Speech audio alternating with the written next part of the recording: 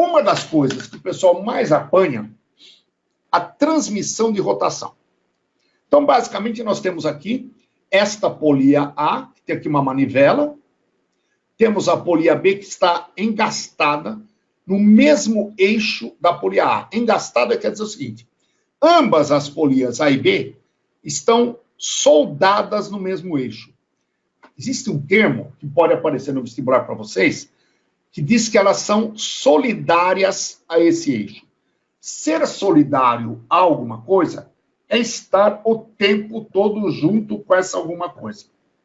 Ser solidária, a polia A e a polia B serem solidárias a esse eixo, isso quer dizer que elas vão girar juntas, porque estão soldadas ao mesmo eixo.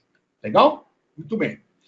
E nós temos aqui embaixo a polia C, que será movimentada através dessa correia azul clara, tá? Que, quando em contato com a polia B e com a polia C, não há deslizamento, ela não escorrega, não patina.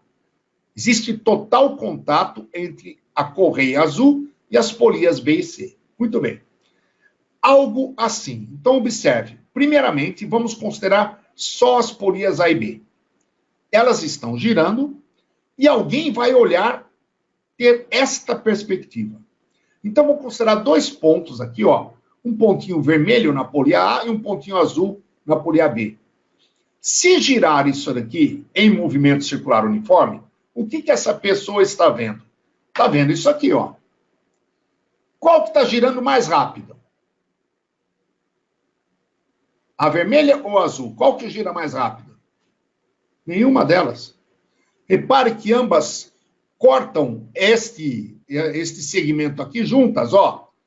Em outras palavras, já que é um MCU, elas estão gastando o mesmo tempo para dar uma volta. Se o tempo para dar uma volta é o mesmo, os períodos são iguais. Se os períodos são iguais, ambas têm o mesmo ômega. Portanto, o ômega da polia A é igual ao ômega da polia B, que é igual a esse ômega aqui, ó. Então, primeira coisa importante, se eu tenho polias solidárias a um eixo, não importa os seus raios. Quando uma der uma volta, a outra também deu. Portanto, o ômega vai ser o mesmo, que são os períodos são iguais. Hélio, mas e os raios diferentes? O que isso implica? Olha o que implica. Eu vou considerar um ponto da periferia de B e um ponto da periferia de A. Então, vou ter umas velocidades escalares VA e VB. Agora, repare que os raios são diferentes. Se você lembrar da equação V igual ômega R, vou escrever essa equação aqui em cima, ó. V é igual ômega vezes R. Legal? O ômega é o mesmo, então eu vou trazer o R dividindo. Se eu trouxer o R dividindo, eu vou poder escrever isso aqui, ó. Observe. Eu vou poder escrever aqui VA sobre RA, que é o ômega A, é o ômega dessa aqui, é VA dividido por RA, é igual VB dividido por RB, que é o ômega B. Só que elas são iguais, os ômegas. Isso quer dizer, quem tem menor raio tem menor velocidade escalar. Quem tem maior raio tem maior velocidade escalar. Tá? Então, quanto mais próximo do centro estiver o ponto, menor é o raio, menor é a velocidade escalar. Tá claro? Legal? Então, isso aqui é uma coisa importante. As velocidades escalares são diretamente proporcionais aos raios das polias. Ok? Eu vou considerar agora eixos diferentes. A polia C está neste eixo e a polia B está nesse eixo. Lembra, vou voltar ao anterior? As polias A e B estavam no mesmo eixo. Agora os eixos são diferentes, tá? Neste caso, dá uma olhada. Eixos diferentes, eu vou ter o seguinte. Eu tenho um ponto azul e um ponto verde. Conforme eu giro a manivela aqui, a polia B vai girar. E através da correia vai fazer girar a polia C. Acompanhe os movimentos. Ó. A minha pergunta é, qual delas está girando mais rápido? Ou elas estão girando iguais? Agora você com certeza vai responder corretamente que C gira mais rápido do que B. De fato. Por quê? Repare você, a correia, tá? É como se fosse a corrente de uma moto ou de uma bicicleta. Um dente da catraca, um dente desta engrenagem, entra entre dois anéis da corrente aqui, ó, né? E eles andam juntos. E depois se encaixa aqui entre dois dentes, um dente dessa polia aqui, dessa catraca, e andam juntos. Andar juntos quer dizer que tem a mesma velocidade escalar. Isso quer dizer que essa correia aqui tem uma velocidade escalar V. E essa velocidade escalar vai ser a mesma de um ponto da periferia de B e de um ponto da periferia de C. Olha aí, ó. Todo mundo aqui, todos os pontos da correia, todos os pontos da polia C, todos os pontos da polia B, todo mundo tem a mesma velocidade escalar. Ok? E se você lembrar que V é igual a ômega R, então posso escrever que, neste caso, essa daqui está girando com uma velocidade angular ômega pequenininha, ó o ômega bem pequenininho, e esse aqui, um ômega mais nervosinho, olha lá, ó, maior. Então, posso escrever que ômega B RB, VB é ômega B RB, é igual a VC, ômega C RC. E se agora você lembrar que ômega é 2π vezes a frequência... Não, antes disso, deixa eu comentar, perdão. Volta. E se você observar, o RC é menor que o RB.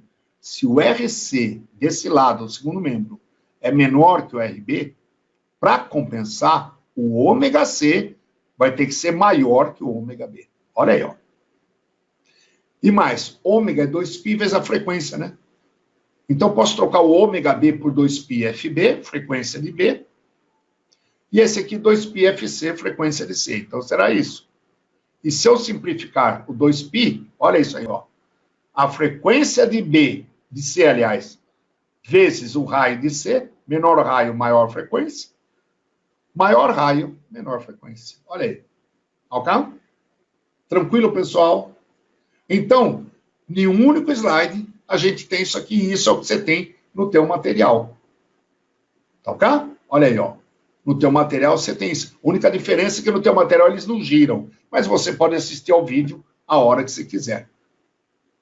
Mesmo eixo de rotação, ômega é o mesmo. Giram juntas. Mesma rotação, giram juntas. Eixos diferentes, rotações diferentes. Aí a transmissão se dá tangencialmente. Tudo que for transmitido tangencialmente, a velocidade tangencial, que é a velocidade escalar, vai ser a mesma. Seja polia com polia através de correia, seja engrenagem com engrenagem através de corrente, ou engrenagem com engrenagem diretamente. Ok? Muito bom. Olhe só esta questão. É a questão 1 do teu material. Fala assim, caiu na Federal de Pernambuco, ó. A velocidade de um automóvel pode ser medida facilmente através de um dispositivo que registra o número de rotações efetuadas por uma de suas rodas, desde que se conheça seu diâmetro. Considere, por exemplo, um pneu cujo diâmetro é de 0,5 metro. Se o pneu executa 480 rotações por minuto, pode-se afirmar que a velocidade do automóvel em metros por segundo é... E aí? Bom, então, uma coisa importante, e aí a vantagem do PowerPoint, é isso aqui, ó.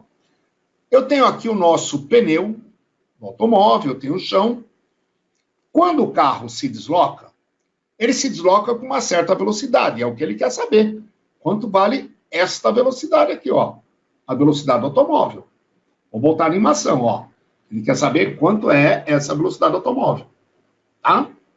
A única coisa que ele me deu foi o diâmetro da roda e quantas rotações ele faz por minuto. Ele não sei nem como começar. Se você já observou, quem está dentro do automóvel e olha, vê o chão passando. Então, é como se você estivesse dentro do automóvel e estivesse vendo o chão passar. Mas o chão e um ponto do pneu, tá? Na hora que o chão passa, não existe derrapagem. O pneu não está derrapando no chão. Não está raspando o chão. Tá? Eles caminham juntos. Se eles caminham juntos, eles têm a mesma velocidade tangencial. Assim, ó. Olha aí, ó. Olha aí, ó. Você está dentro do automóvel olhando o chão. Então, eles vão ter a mesma velocidade. Qual? A velocidade tangencial v. Mas espera aí. Deixa eu voltar. Vou voltar às animações. Ó. Esta velocidade v é a velocidade do automóvel em relação ao chão. É a velocidade do automóvel em relação ao chão. A velocidade com a qual ele estava passando. Cara, esta velocidade v agora é a velocidade do chão em relação ao automóvel. Então, é a mesma velocidade v. A velocidade do automóvel em relação ao chão é a mesma do chão em relação ao automóvel. Opa, peraí. Se esta velocidade v é o que eu estou buscando, aliás, essa daqui, quer dizer, então, que se eu calcular essa, resolveu o meu problema. Com certeza. E para eu determinar essa, conhecido o diâmetro, quer dizer, eu conheço o raio. Basta eu achar a velocidade angular ômega. Se eu conheço a velocidade angular ômega, o raio é 0,25 metros, que é metade do diâmetro. Isso aqui é o diâmetro, olha aí, ó. Diâmetro é meio metro. O raio é 0,25. Se eu descobrir o ômega, matei, achei a velocidade. V é ômega vezes o raio. Então, vou descobrir o ômega. Então, vamos lá, ó, com calma. Muita hora nessa calma, ó. Ômega é 2π vezes a frequência. E a frequência ele me deu 480 rotações por minuto. Cuidado, que ele quer a velocidade em metros por segundo. Cuidado, hein? Então, vamos lá, ó. Ômega, 2π vezes 480 rotações em 60 segundos, ou por minuto. Se eu simplificar aqui, 8, né? Divide por 60, dá 8, e aqui dá 1. 8 vezes 2π, 16π radianos por segundo. Olha a unidade do ômega aqui, hein? Lembra que eu falei? O F estando em hertz, que é o caso aqui, eu dividi por 60, foi hertz, né? Que é rotações por segundo, ou ciclos por segundo. Isso é hertz, tá? Isso é radianos por segundo, 16π. Agora, o V. V é o ômega R. O R é 0,25 metros. Então, vai ficar o quê? Aqui tinha que ser R maiúsculo, eu digitei errado. V é igual a ômega 16π vezes 0,25. Radiano vezes metro é metro.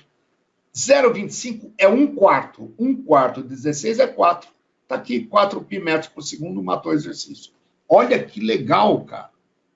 Mas para você matar esse exercício, você tinha que sacar isso aqui, que a velocidade do automóvel é a mesma velocidade tangencial do pneu ou do chão em relação ao eixo.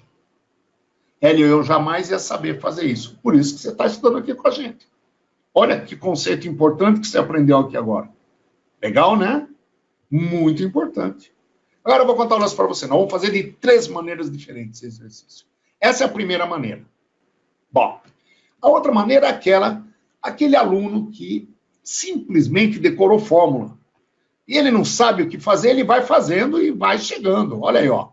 480 rotações por minuto. Então, ele dá frequência. Aí ele lembra que frequência é o número de voltas dadas num certo tempo. Aí ele vem aqui e põe, ó, 480 rotações por minuto, ele analisa isso aqui. Então, ele troca aqui 480 rotações, delta T, 60 segundos. E obtém aquilo que a gente obteve. 8 rotações por segundo ou 8 Hz. A mesma coisa. Outra coisa que ele sabe, V é ômega R. E ômega é 2π vezes a frequência. Olha aí, ó. Opa! 2π vezes a frequência que eu tenho, vezes o raio, que é metade do diâmetro, matei o exercício. Aí, ó. Diâmetro é meio metro. Matei o exercício. Quer dizer, achei uma velocidade. Não sei se é essa a resposta. Vamos lá, ó. A frequência é 8, o raio é 0,25. 0,25 vezes 2, meio. Metade de 8, 4. 4π metros por segundo. Assinalei, matei o exercício. Então, tem muita gente que mata isso aqui, chega na resposta, mas não sabe nem por que fez. A gente sabe por quê. Porque essa velocidade é a velocidade do chão em relação ao carro, e a mesma velocidade do carro em relação ao chão. Entendeu? Mas tem outro modo de fazer. O Edilson, olha o outro modo aí que eu escrevi. E esse modo é um modo legal, sim, de fazer. É um modo muito legal. Olha por quê, ó. Olha esse raio vermelho aqui, tá? Ele vai dar uma volta. Ele vai dar uma volta. Então, acompanhe, ó. Quando ele der uma volta, ele vai percorrer uma certa distância e vai gastar um certo tempo. Mas espera aí. Eu posso usar a velocidade dele como sendo a velocidade média? Se eu achar o ΔS, se eu achar o ΔT, achei a velocidade do carro, né? Então, vem comigo. Se é uma volta, e vamos supor que ele seja com velocidade constante, ele não disse isso aqui, ó. Não disse.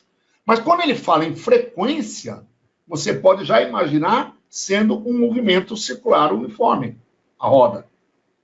Então, é periódico. Se é periódico, o tempo gasto para dar uma volta é exatamente um período. E em um período, tá? A distância que ele vai percorrer, como ele deu uma volta, né? Lembra que o vermelho estava aqui, ele deu uma volta certinho, ele percorreu exatamente o comprimento da circunferência. Então, vou ter que escrever isso aqui, ó. ΔS é 2πr sobre ΔT, que é o período. Isso eu posso reescrever assim ainda, ó. 2πr vezes 1 sobre t. E o que é 1 sobre t? É a frequência. Opa, peraí. Nós já vimos isso hoje. Aonde? Olha, ó. 2π vezes o raio, que é 0,25, vezes 8. 2π vezes 0,25 vezes 8. Fazendo essa conta, olha, ó. Isso vai me dar quanto? 4π metros por segundo. Pronto, tá aí outra maneira de matar o exercício. Então, esse sim. Esse entendi, Hélio. Ele vai percorrer uma distância igual ao comprimento da circunferência, que isso aqui é o período. Olha a importância de saber o que é o conceito de período. Tempo gasto para dar uma volta. E uma volta ele percorreu a distância igual ao comprimento da circunferência. Olha aí, pessoal, dá uma olhada no próximo exercício agora, que é muito interessante esse exercício, que também eu vou resolver de duas maneiras. Já que o Edilson falou, de uma maneira matemática, tá? Que na hora da prova você poderia usar, já que é uma prova teste, caiu na FUVEST. E se fosse uma segunda fase, uma questão discursiva, de física, como é que você resolveria? Porque, veja, se é uma questão de física, você tem que resolver usando os conceitos físicos. Você não pode usar os conceitos matemáticos. Tá? Se é uma questão fechada, como é esse caso, uma questão teste, né, uma fechada ou teste, aí você pode resolver matematicamente. Então, vamos lá. Ó, olha, o PowerPoint ajuda pra chuchu, hein? Duas rodas gigantes começam a girar no mesmo instante, com uma pessoa na posição mais baixa em cada uma. Olha aí, cadeirinha verde e cadeirinha azul. A primeira, que é o A, dá uma volta a cada 30 segundos. E a segunda dá uma volta a cada 35 segundos. Lembrando que a roda gigante, a não ser na hora que ela parte ou na hora que ela chega, o movimento dela é um movimento circular uniforme. Então, se ela gasta 30 segundos para dar uma volta, tempo gasto para dar uma volta, isso aqui é o período dela. Então, A tem período de 30 e B tem período de 35. Tá? Agora ele fala assim, as duas pessoas estarão ambas novamente na posição mais baixa após... Então, vamos lá, ó. Acompanhe a animação. Lembre-se que o período de A é 30 segundos. Portanto, ela vai chegar primeiro lá embaixo. Então, tá aqui, ó. A roda gigante A, a cadeirinha verde chegou antes. Olha lá. E agora chegou a cadeirinha azul. Eu vou montar uma tabelinha aqui, dizendo o tempo gasto, tá, total, desde a partida, à medida que as voltas forem se sucedendo. Então, quando completou uma volta, o A gastou 30 segundos. É o período dele. Dela, né? Da roda gigante. E a roda gigante B é 35. Então, 30 e 35 são os períodos. Na segunda volta, você concorda comigo que para A, o tempo seria 60 segundos? Desde a primeira? Ela está completando a segunda. E o B, 70. Terceira volta, 90, 105. Quarta volta, 120, 140. Quinta volta, 150, 175. Sexta volta, 180, 210. Sétima volta, 210, 245. Bom, peraí. Parei aqui. Vamos entender. E a pergunta é, as duas estarão ambas novamente na posição mais baixa após... Peraí, elas partiram juntas? Quando é que elas vão estar juntas de novo? Em que instante? Opa! No instante 210 segundos. No instante 210 segundos, o B está aqui embaixo. No 210 segundos, o A está aqui embaixo. Então está aqui, ó, o ΔT é 210 segundos. Não tem essa alternativa, Hélio? Claro que tem. 210 segundos são 180 mais 30. 180, 3 minutos. 3 minutos e 30 segundos, a alternativa correta C. FUVEST. Você poderia ter resolvido assim. Tá? Agora, repare uma coisa importante aqui, ó. As pessoas estarão juntas novamente na posição mais baixa, decorrido o intervalo de tempo igual ao mínimo múltiplo comum de seus períodos. Repare você que 210 é múltiplo de 30 e é múltiplo de 35.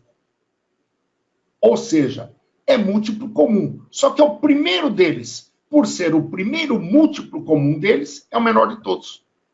Legal? Quando é que elas se encontrariam, depois desses 210? Vamos lá, vocês. Quando é que elas se encontrariam de novo nesse instante? Vou liberar o microfone da Yasmin agora, quero que ela me responda. Yasmin, quando é que elas se encontrariam de novo na posição mais baixa, depois dos 210 segundos? 420?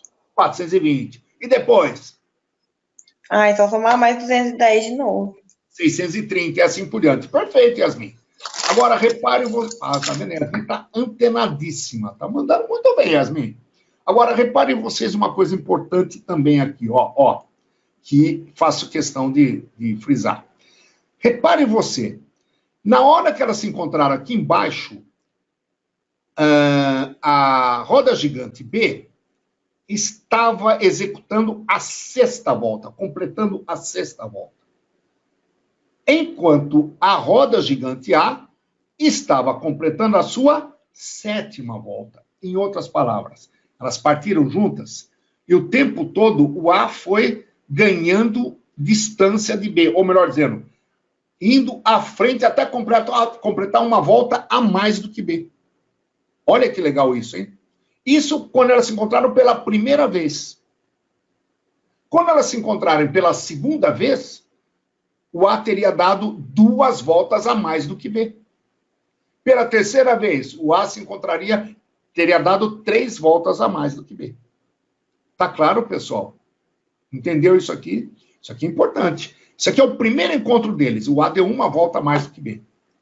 O segundo encontro, que seria no 420 segundos, o A teria dado mais 1 volta em cima de B. 2 voltas a mais que B. Seria o segundo encontro. 630 segundos. O A teria dado 1 volta a mais em cima de B. 3 voltas a mais. Terceiro encontro. Ok? Bom, esta seria a resolução matemática que numa prova de física você não poderia fazer. Você teria que usar os conceitos físicos. Hélio, mas tempo, intervalo de tempo não é conceito físico, tal? Sim, mas se há uma solução física para isso, não tem o que discutir. Você vai ter que usá-la. Então, observe, ó. O outro modo, que seria o modo físico, você teria que começar com esse conceito. As pessoas estarão novamente juntas na posição mais baixa pela primeira vez após a roda A executar exatamente 1 volta a mais do que B. Você teria que partir desse fato. Tá? Não precisaria justificar para o examinador, mas você teria que escrever isso aqui, ó. O número de voltas de A seria o número de voltas de B mais 1. Porque o A teria dado 1 volta a mais do que B. Ora, como eu sei que frequência é o número de voltas num certo intervalo de tempo, eu posso escrever isso assim, ó. Número de voltas vai ser o quê? Frequência vezes intervalo de tempo. E trocar aqui por frequência vezes intervalo de tempo. Então vai ficar frequência de A vezes ΔT é igual a NB, frequência de B vezes ΔT. Mas o que eu sei de cada uma frequência? Não, eu sei os períodos, tempo para dar uma volta. Então vou trocar frequência por período. Então vai ser ΔT sobre o período de A né? ΔT, 1 sobre ΔTA é o período de A, ΔT sobre o período de A é igual 1 sobre TB, que é a frequência de B, ΔT sobre o período de B, mais 1. Fazendo essa conta, isso vai dar ΔT sobre 30, é menos, já trouxe para o primeiro membro aqui, ó, traga para o primeiro membro, menos ΔT sobre 35 igual a 1, tá? Fazendo essa conta, acho o ΔT facilmente. 30 vezes 35, não vou nem me preocupar em achar o mínimo múltiplo comum aqui. 30 vezes 35 dá 1.050. Olha aí, ó.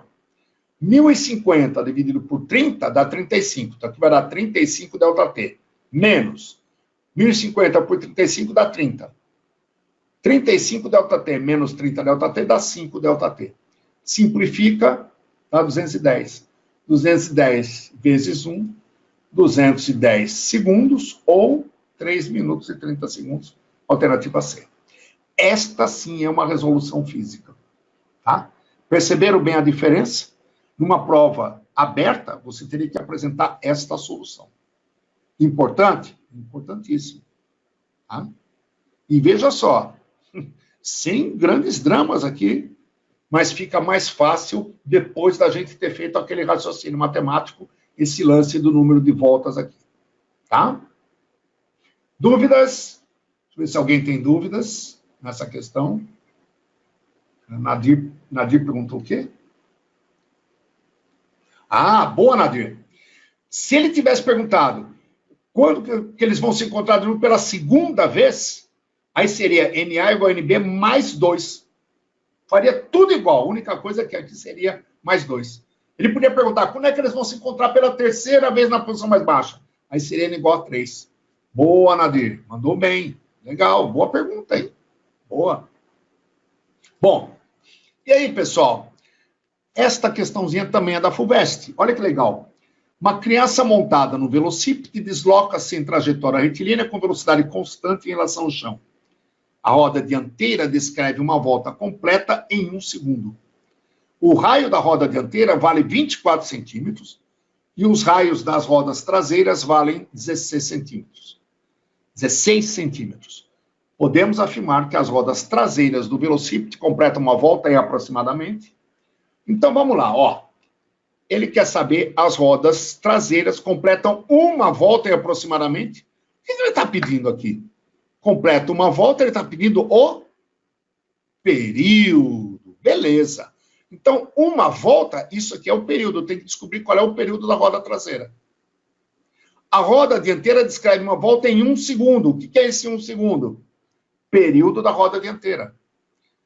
Ah, é um velocípede. Está aqui um velocípede. Eu acho que todo mundo já teve esse velocípede aqui. Dá uma olhada. Olha só que interessante, ó. O chão que está passando aqui embaixo, repare você, não há escorregamento. Isso daqui funciona como uma corrente. Olha que legal. Quer dizer, então, que a velocidade tangencial para as duas rodas vai ser a mesma. Olha que legal. A velocidade tangencial, o chão, passa como se fosse uma corrente, uma correia para elas. Então, as duas rodas têm a mesma velocidade tangencial. O que elas vão ter diferentes, eixos diferentes, velocidades angulares. Então, peraí, se V é ômega R, eu preciso do período. Ômega é 2π sobre T. Então, no lugar deste ômega, eu posso escrever 2π sobre T vezes R. Ó, V é ômega R. No lugar do ômega, 2π sobre T. Então, V é igual a 2π sobre T vezes R. Ó, deixa eu falar um negócio para vocês. Eu não sei se vocês estão reparando, eu trabalho literalmente e só jogo os resultados numéricos no fim. Sabe por quê? Quem vai corrigir a minha prova é muito mais fácil acompanhar o raciocínio. E se porventura eu errar no cálculo, eu vou estar errando no final. Eu nunca vou zerar numa segunda fase, numa prova discursiva.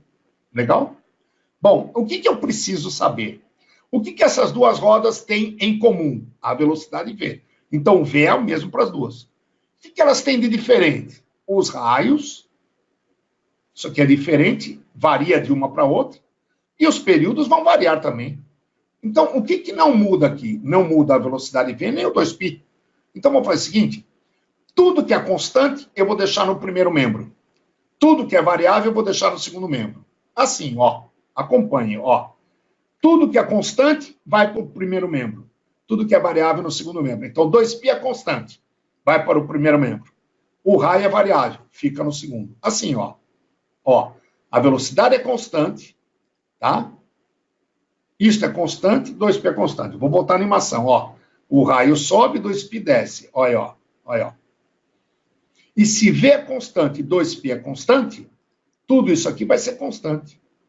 E se a razão entre duas grandezas é constante, elas são diretamente proporcionais.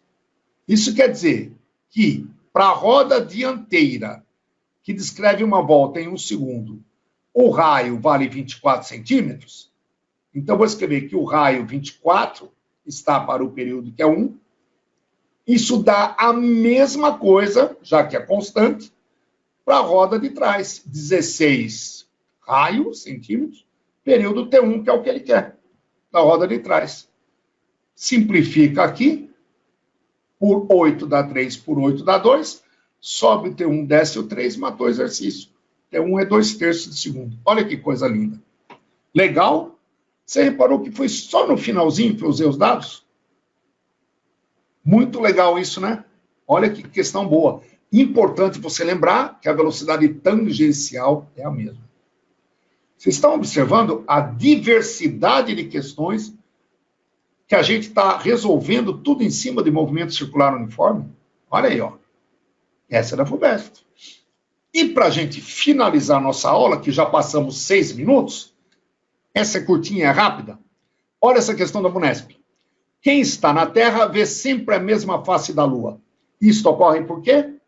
A Lua não efetua rotação nem translação, a Lua não efetua rotação, apenas translação, e aí vai. Cara, tem gente que chuta essa questão. Vamos pensar um pouco? Vamos pensar. Primeiramente, eu já descartaria essa. A Lua não efetua rotação nem translação? Quer dizer que a Lua está parada no céu? Impossível, né? Já chutei fora essa. Agora, dá uma olhada nisso, ó. Jogo fora essa aí também. Por quê? Enquanto a Lua dá uma volta em torno da Terra, esta dá uma volta em torno do seu eixo. Eu não sei se você sabe, mas a Lua gasta 28 dias para dar uma volta em torno da Terra. Quer dizer que a Terra gasta 28 dias para girar em torno do seu eixo? Também não, né?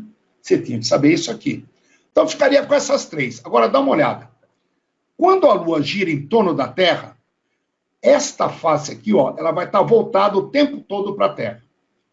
Existe uma imprecisão no meu desenho, porque, na realidade, aqui na Terra, eu tenho que estar sempre com a iluminação igual a iluminação da Lua.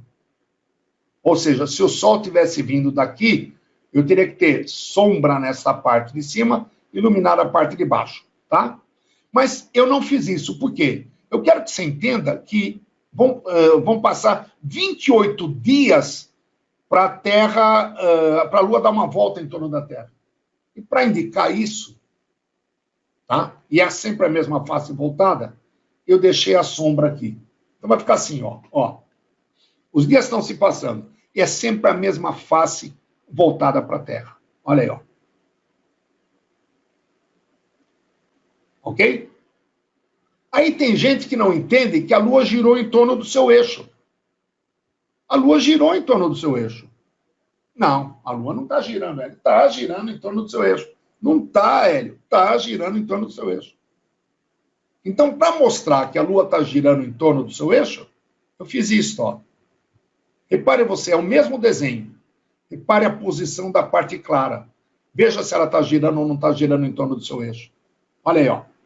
Está girando ou não está girando em torno do seu eixo? Aí, ó. E se ela gasta 28 dias para dar uma volta em torno da Terra, que seria a translação, entre aspas, na realidade a gente chama de revolução, tá? Ela gasta 28 dias para girar em torno do seu eixo. Portanto, os períodos de rotação e translação da Lua em torno da Terra são iguais. Alternativa C. É isso.